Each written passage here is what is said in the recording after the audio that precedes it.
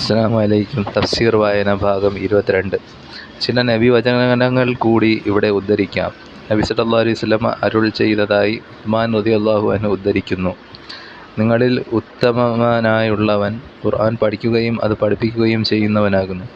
അബൂ ഹുറൈറ റളിയല്ലാഹു അൻഹു പറയുന്നു, നബി സല്ലല്ലാഹു അലൈഹി വസല്ലം ചോദിച്ചു: നിങ്ങളിൽ ഒരുവൻ തൻ്റെ വീട്ടുകാരിലേക്ക് മടങ്ങിച്ചെല്ലുമ്പോൾ തടിച്ചു കൊഴുത്ത ഗർഭിണികളായ 3 ഒട്ടകങ്ങളെ അവിടെ കണ്ടുകിട്ടുന്നത് അയാൾക്ക് ഇഷ്ടമായിരിക്കുമോ? ഞങ്ങൾ ഉത്തരം പറഞ്ഞു, അതെ.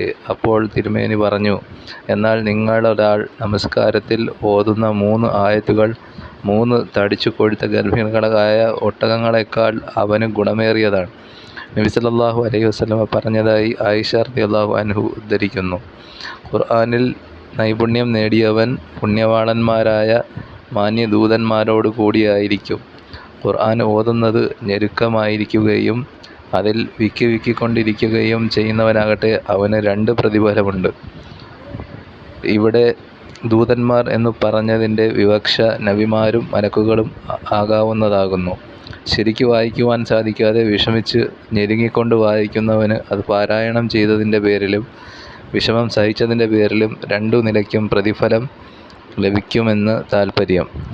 ബറാഉ റളിയല്ലാഹു അൻഹു പറയുന്നു, ഒരാൾ സഹാബി സൂറത്തുൽ കഹ്ഫ് ഓതുകയായിരുന്നു.